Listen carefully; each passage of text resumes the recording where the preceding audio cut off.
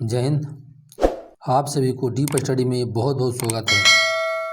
आज हम लोग प्रतियोगिता दर्पण का आय का सीरीज देखेंगे, जिसमें भारत एवं विश्व का भूगोल है। चलिए 31वां नंबर क्वेश्चन देखा जाए। डार्लिंग श्रृंखला ऑस्ट्रेलिया के किस तट पर अवस्थित है? दक्षिण पश्चिमी तट पर। आगे 32, गारो पहाड़ियाँ भारत के किस राज्य में स्थित है? मेघालय में। 33 नंबर, भूत जलोकिया नामक मिर्च भारत के किस राज्य में मुख्य रूप से उगाई जाती है? बहुत अच्छा क्वेश्चन, ध्यान रखिएगा। असम। भूत जोकिया विश्व की सबसे तेज मिर्च मानी जाती है। इसी खेती मुख्य रूप से असम में की जाती है। 34, न्यू मूर द्वीप उत्पत्ति के कुछ समय बाद अदृश्य हो गया था। इस द्वीप पर किन दो पड़ोसी देशों द्वारा अधिकार जताया जाता है? भारत और बांग्लादेश। आगे 35, अगुलहास महासागरीय धारा संबंधित है, माने कहाँ किस महासागर में चलता है? तो हिंद महासागर में। 36 नंबर देखेंगे। सौर मंडल के सबसे बड़े उपग्रहों में से एक टाइटन निम्नलिखित में से किसका उपग्रह है? शनि का। शनि ग्रह को सर्वप्रथम किस खगोल शास्त्री ने देखा था? तो गैलीलियो देखे थे। आगे चलेंगे। सौर मंडल का सबसे कम घनत्व वाला ग्रह कौन सा है? शनि है। इसको पानी पर फेंक देंगे तो तरता रहेगा जी। अपनी धुरी पर सूर्य की ओर अधिक झुकाव के कारण कौन सा ग्रह लेटा हुआ ग्रह के नाम से जाना जाता है? यूरेनस बोल सकते हैं या अरुण। अन्य ग्रहों की अपेक्षा विपरीत दिशा में घूमने वाला ग्रह कौन सा है? यूरेनस है। आगे देखते हैं। अब आ गया पर्यावरण और जैव विविधता। 41, पारिस्थितिक तंत्र में उपस्थित जीवों की संख्या भार व ऊर्जा के आधार पर क्रमानुसार दर्शाया जाए तो बनने वाली आकृति क्या होगी? पिरामिड होती है। 32, पारिस्थितिकी तंत्र में ऊर्जा का पिरामिड कैसा होता है? सदैव सीधा होता है। एक क्वेश्चन आ चुका है बिहार एसआई में। चलिए, प्रचुर जैव विविधता संपन्न राष्ट्रों को किस श्रेणी में रखा गया है? तो मेगा डाइवर्सिटी देश में। जैव विविधता की प्रचुरता तथा निजी विशेषी जीवों की प्रमुखता वाले संवेदनशील स्थल को क्या कहते हैं? तप्त स्थल कहते हैं। आय कह रहा है IUCN यानी international union for conservation of nature किस क्षेत्र में संलग्न यह संगठन है? तो जीव संरक्षण। निरंतर ह्रास के कारण शीघ्र ही संकटग्रस्त की श्रेणी में आने की आशंका वाली जाति को क्या कहते हैं? सुभेद जनजाति कहते हैं। चलिए आगे। पृथ्वी के वायुमंडल में ओजोन की उपस्थिति से क्या होता है? पराबैंगनी किरणों को पृथ्वी के भीतर प्रवेश करने से रोकती है, जिसके कारण हम लोग जीव जंतु को सुरक्षित रहते हैं। चलिए 48 नंबर में काली बैली झील अवस्थित है। कहाँ है? तमिलनाडु में। आगे है मोलेम राष्ट्रीय उद्यान अवस्थित है गोवा में। सब क्वेश्चन आएगा, ध्यान रखें।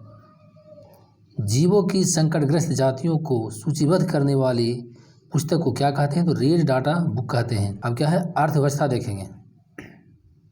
इकोनॉमिक्स पार्ट है, इस पार्ट को देखेंगे।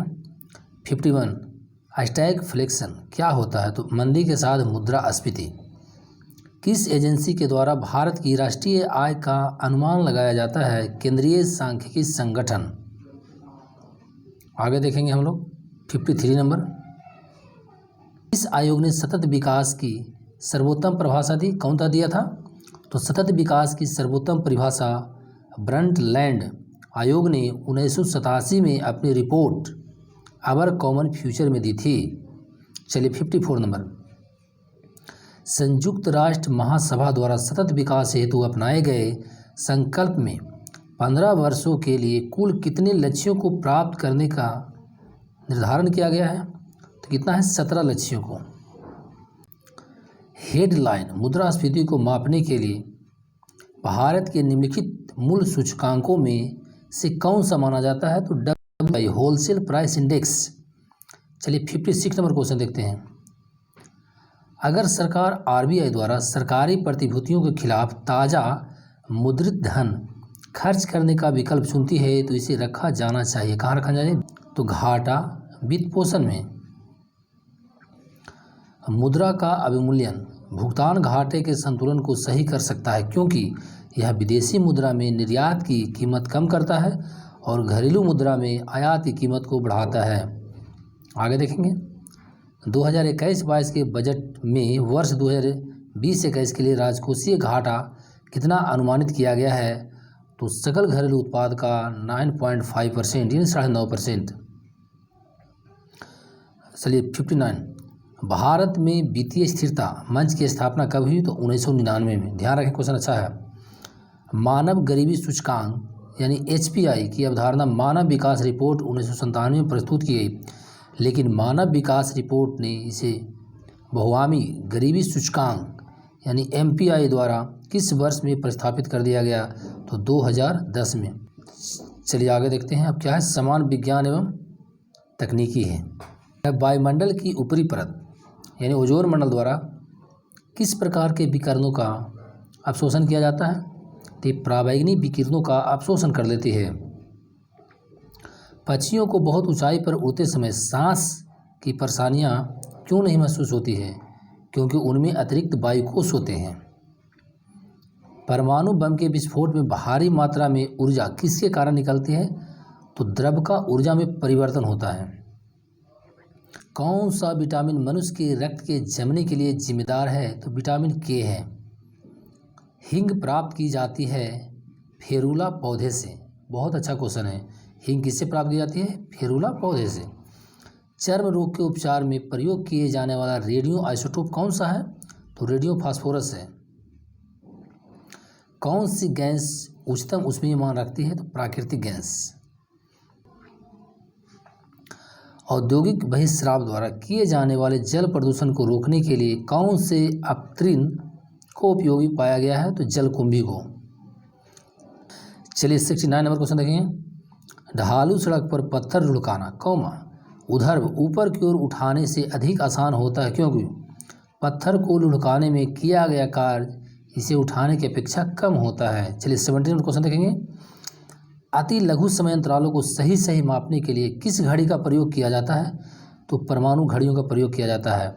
आज हम लोग बहुत कम समय में 40 क्वेश्चन देख लिए हैं। कल है जो PD अपना ख़त्म हो जाएगा जनवरी 2022 का, फिर हम दिसंबर 2020 का लेकर आएंगे और उसके बाद नया PD आने वाला कल आ जाएगा, उसका भी हम लोग लेकर साथ चलेंगे। तो एक भी नहीं छूटेगा बहादुर। बहुत मन से देखिएगा वीडियो को, डेली फॉलो करिएगा। तो मिलते हैं नेक्स्ट वीडियो में। जय हिंद, जय भारत।